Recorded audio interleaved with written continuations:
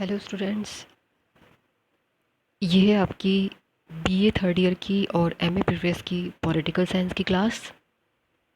और आज का हमारा टॉपिक है अरस्तू की शिक्षा योजना, यानी कि अरिस्टोटल्स स्कीम ऑफ एजुकेशन। हमने प्लेटो की शिक्षा संबंधी प्रणाली पढ़ी थी और यहाँ हम पढ़ने जा रहे हैं अरस्तू की शिक्षा योजना।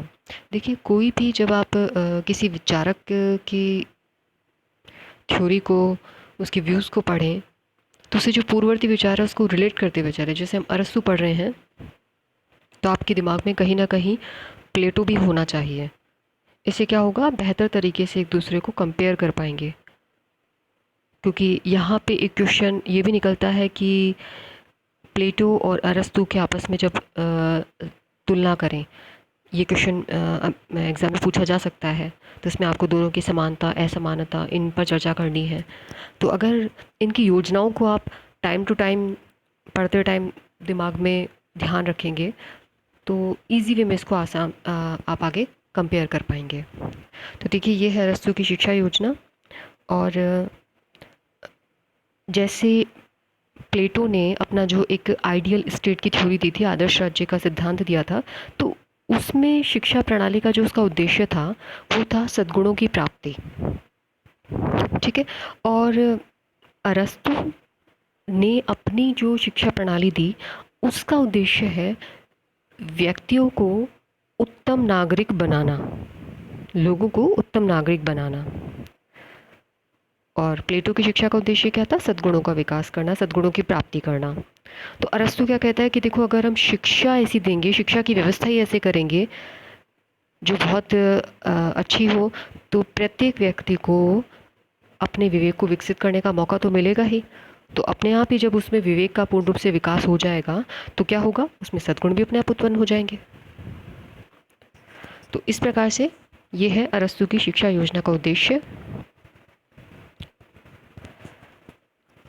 अब देखिए, शिक्षा के उद्देश्य के बारे में बात करते हैं। सबसे पहला है ऐसे श्रेष्ठ नागरिकों का निर्माण करना जो कि परम विवेकशील हों, चरित्रवान, नैतिक हों। शिक्षा उनको इस प्रकार से प्रेरित करे कि वो संविधान के अनुकूल बन सके।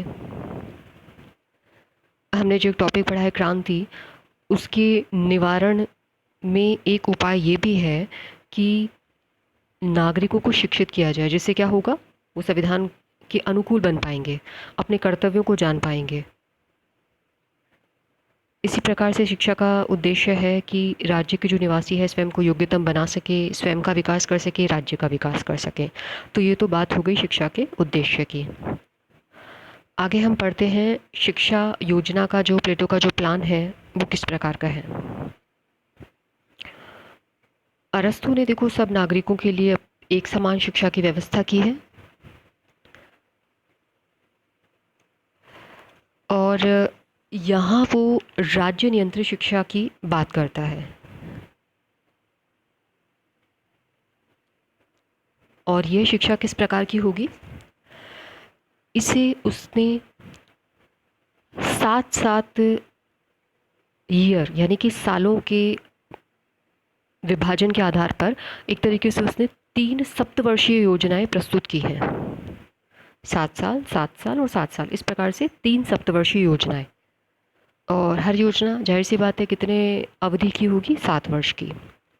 तो वह अपनी जो शिक्षा योजना है इसको जन्म से ही शिक्षा योजना का एक प्लान प्रस्तुत करता है कि किस प्रकार से प्रारंभिक अवस्था ही से ही बच्चे को किस प्रकार से एजुकेशन दी जाए। प्लेटो और अरस्तु दोनों के सामने एक एक चिंता वाली बात थी कि स्पार्टा जो था वहाँ पे शिक्षा की बड़ी एक उत्तम व्यवस्था थी। हम स्पार्टा की शिक्षा योजना के बारे में अध्ययन कर चुके हैं कि 7 वर्ष का होते ही राज्य के द्वारा ले लिया जाता था उस बच्चे को, और राज्य द्वारा नियंत्रित शिक्षा व्यवस्था होती थी। शारीरिक शिक्षा पे बहुत अधिक बल दिया जाता था, पुरुष महिला दोनों के लिए एक समान शिक्षा प्रणाली थी। एथेंस जो था वो इस दृष्टि से देखा जाए, इस नज़रिए से देखा है तो बहुत पिछड़ा हुआ था। और शिक्षा जो होती है वो तो एक आधार का काम करती है। तो दोनों ने अपने अपने स्तर पर ऐसे सुझाव दिए तो जो अरस्तू के द्वारा प्रस्तुत की गई शिक्षा योजना है, उसमें हम पहले 7 वर्ष की बात करते हैं, यानी कि जन्म से लेके 7 वर्ष तक की। इसके अंतर्गत अरस्तू ने कहा है कि वो भोजन किस प्रकार का लेता है, उसको कष्ट से सहिष्णु बनाया जाना चाहिए, कष्ट सहन करने की उसमें प्रवृत्ति होनी चाहिए। स्पेशली वो कहता है कि वो ठंड सहन करने की प्रवृत्ति उसमें होनी चाहिए। फिर अरस्तू कहता है कि इस कालावधि में, जन्म से लेकर 7 वर्ष तक की जो अवधि होती है, इसमें जैसे जैसे बच्चा आगे बढ़े तो पढ़ाई का बोझ उस पर नहीं डालना चाहिए। उसके लिए क्या करना चाहिए, ऐसे छोटे मोटे गेम्स वगैरह जो होते हैं, खेल वगैरह होते हैं, जिससे क्या हो, बहुत ज़्यादा टफ गेम्स भी नहीं, ऐसे साधारण से गेम जिससे बच्चे का एक नॉर्मल फिजिकल डेवलपमेंट हो सके, उचित रूप से उसका अंग संचालन हो सके। तो ये जो शिक्षा है वो तब तक वो अपने मदर फादर के पास में, अपने पेरेंट्स के पास में रह कर के शिक्षा को ग्रहण करे। उसके बाद में वो कहता है कि सेकंड फेज़ स्टार्ट होगा, वो भी 7 साल का होगा, यानी कि 8 वर्ष से शुरू हो जाएगा और 14 वर्ष तक रहेगा। और इस फेज़ में क्या है कि उसके सामने जो आदर्श एक मतलब यूँ कहा जाए कि उसके सामने जो था वो प्लान, वो स्पार्टा के लोगों का जिस तरीके से उनको शिक्षा प्रणाली दी जा रही थी, वो उसके सामने था। तो इस काल में वो कठोर शारीरिक प्रशिक्षण देने की समर्थन नहीं करता है, लेकिन वो ये कहता है कि जो किशोर हैं इस एज ग्रुप के, उनके नैतिक विकास की तरफ ध्यान देना चाहिए। पढ़ाई लिखाई भी होनी चाहिए, आर्ट, ड्राइंग, म्यूज़िक, ये सब भी होना चाहिए। इसके बाद वो बात करता है आगे आने वाले वर्ष की, जो कि लास्ट सप्तवर्षीय अवधि है।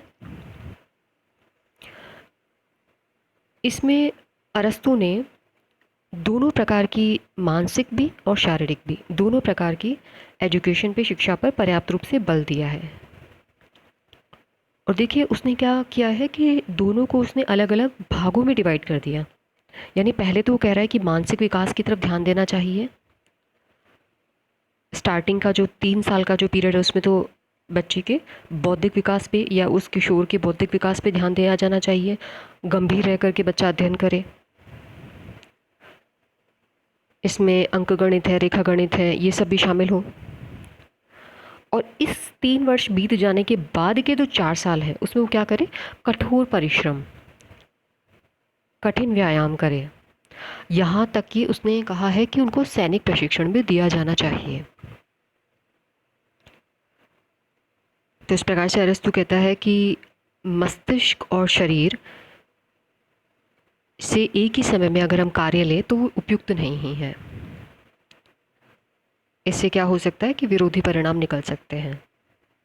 इस प्रकार से उसने अपनी शिक्षा योजना प्रस्तुत की।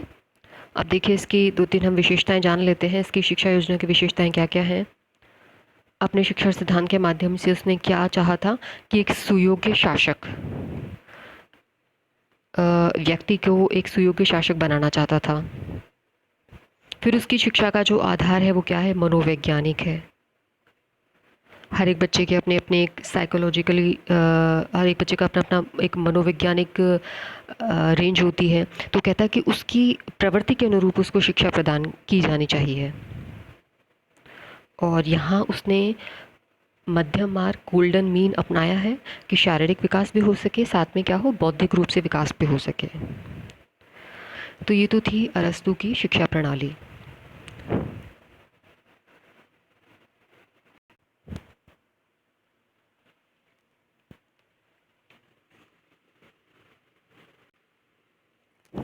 अब आगे हम बात करते हैं अरस्तु के अनुसार सर्वोत्तम संविधान या सर्वश्रेष्ठ व्यावहारिक राज्य। देखिए हमने पिछली क्लास में संविधानों का वर्गीकरण पढ़ा था, उसमें ये टॉपिक छूट गया था। ये इस टॉपिक को वहीं हो जाना चाहिए था, तो मैं इस टॉपिक को यहाँ पर ले रही हूँ।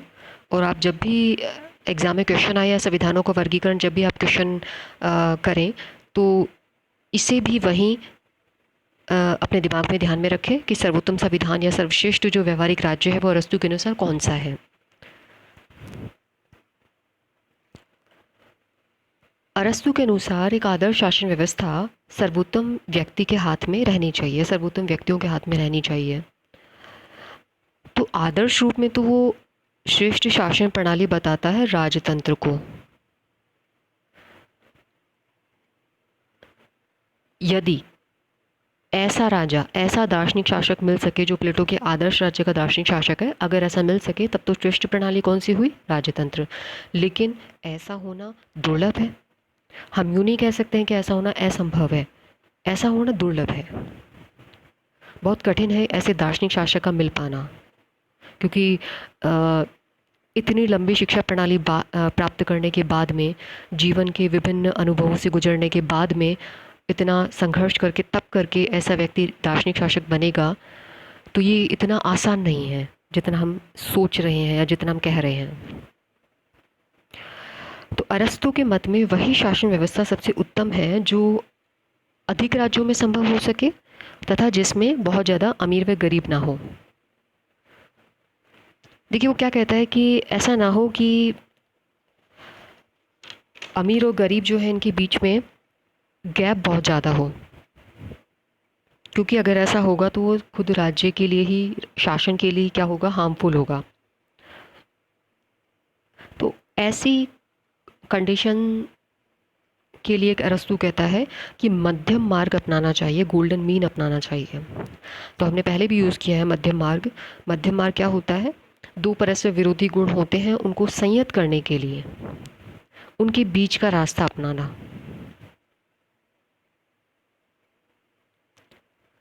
अब किस प्रकार से मध्यम मार्ग अपनाया है अरस्तु ने? उसकी जो आदर्श शासन प्रणाली है उसकी एक प्रधान विशेषता है मध्यम मार्ग। उसकी शासन प्रणाली का मध्यम मार्गी होना बहुत महत्वपूर्ण विशेषता है।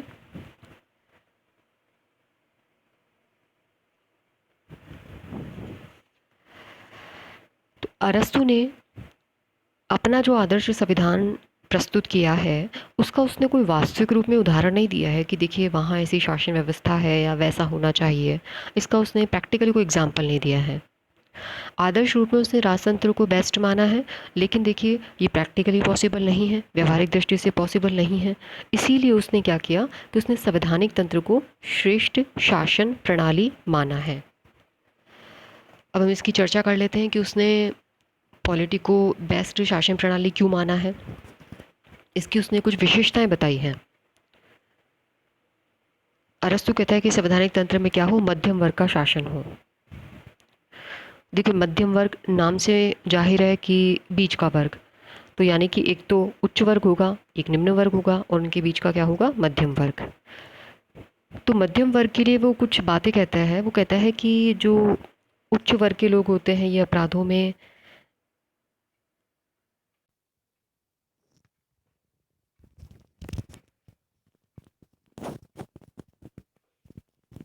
तो एक तरफ तो वो क्या कहता है कि जो उच्च वर्ग है इसका क्या होता है कि अपराध की तरफ झुकाव होता है, और जो निम्न वर्ग होता है ये इतने इनमें विवेक की प्रवृत्ति होती नहीं है कि अच्छे मार्ग पर चल सके। तो इस वजह से ना तो वो उच्च वर्ग का समर्थन करता है ना ही निम्न वर्ग का। इसके अलावा अरस्तु का कहना है कि अगर निर्धन पक्ष राज्य में है तो इससे क्या होगा, ईर्ष्या भाव बढ़ेगा, और अगर संपन्न वर्ग की प्रधानता होगी तो उससे घृणा भावना पनपेगी। इस वजह से वो मध्यम वर्ग का समर्थन करता है। तो एक विशेषता तो हुई अरस्तु की कि जो उसकी पॉलिटी है इसमें मध्यम वर्ग का शासन होना चाहिए। इसके अलावा वो कहता है कि मिश्र शासन प्रणाली है। देखिए अरस्तु जो था वो क्या था, एक मध्य मार्गी दार्शनिक था। तो इस नाते उसको ऐसा लगा कि राजतंत्र और कुलीन तंत्र जो है दोनों ही अप्राप्य हैं। तो उसने अपनी योजना में मिश्र शासन प्रणाली ली। इसमें उसने कुलीन तंत्र जो है उसके नैतिकता के गुण को ले लिया, और जो लोकतंत्र है उसकी संख्या के गुण को ले लिया। तो जो पॉलिटी है इसमें ये दोनों बातें शामिल होंगी। इसके अलावा इस शासन व्यवस्था में विधि पर आधारित शासन व्यवस्था को अपनाया गया है, क्योंकि जो विधि होती है वो क्या करती है, कानून जो है वो क्या है, सबके साथ समान व्यवहार करता है, कभी निरंकुश नहीं होता है। जबकि राजा देखिए चाहे कितना भी अच्छा क्यों ना हो, लेकिन उसमें अवगुण भी आ सकता है। तो इस वजह से वो कहता है कि विधि पर आधारित शासन होना चाहिए। इस प्रकार से उसने अपनी जो आदर्श शासन प्रणाली थी वो किसको बताई, पॉलिटी को, और उसकी उसने उसमें कुछ विशेषताएं बताई हैं। तो स्टूडेंट्स, आज का ये टॉपिक था आपका अरस्तू की शिक्षा प्रणाली और अरस्तू के अनुसार आदर्श शासन प्रणाली। बाकी हम नेक्स्ट वीडियो में चर्चा करेंगे। Thank you.